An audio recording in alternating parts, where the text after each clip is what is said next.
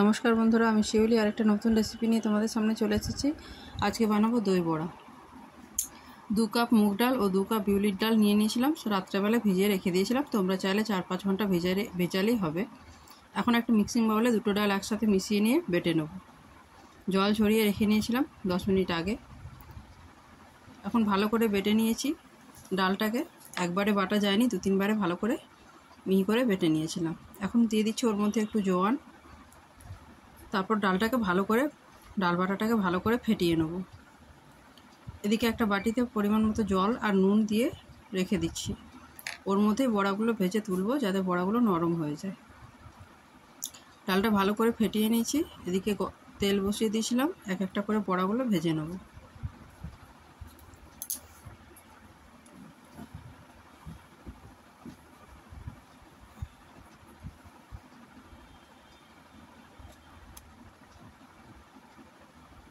এই যে বড়াগুলো দুপিঠ লাল করে ভেজে নিয়েছি। এক একটা করে ভেজে নেওয়ার পর ওই নুন জল রাখাটাতেই সব তুলে নিলাম। একসাথে যে নুন জলটা মিশিয়ে রেখেছিলাম তার মধ্যে সেই বাটিটাতেই উঠিয়ে রাখলাম।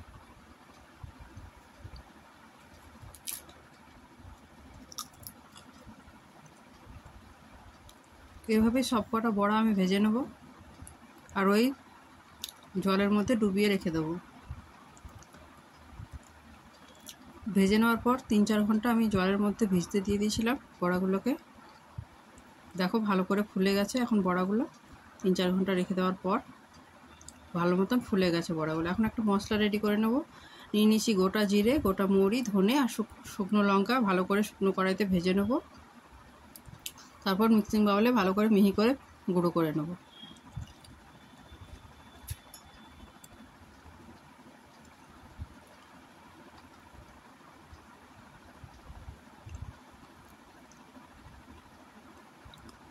দেখো গুঁড়ো করে নিয়েছি। কতগুলো মালপোয়া ভেজে নিয়েছিলাম। যেহেতু হোলি উপলক্ষে মালপোয়া দই বড়া আমাদের বানানো হয়, সেহেতু বানিয়ে নিয়েছিলাম। এদিকে দইটা জমিয়ে রেখেছিলাম। দইটাতে একটা বাটির মধ্যে নিয়ে ভালো করে একটু নুন আর চিনি দিয়ে ফেটিয়ে নেব।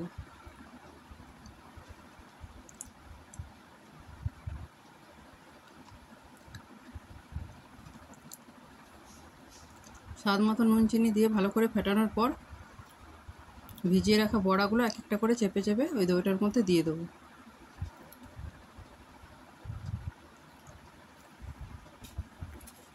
জলটা ভালো করে চেপে নিতে হবে।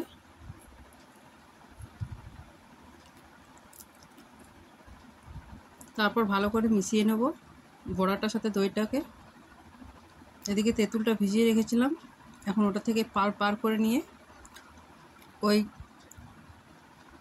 দই বড়াটার মধ্যে একটু উপর থেকে ছড়িয়ে দেবো।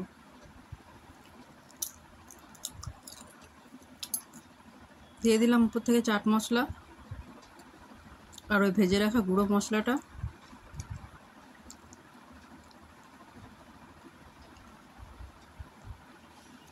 আর সেও ভাজা। উপর থেকে ধনে পাতা ছড়িয়ে দিয়ে গার্নিশ করে পরিবেশন করো। ঠান্ডা ঠান্ডা বেশ খেতে খুবই ভালো লাগে। রেসিপিটা ভালো লাগে।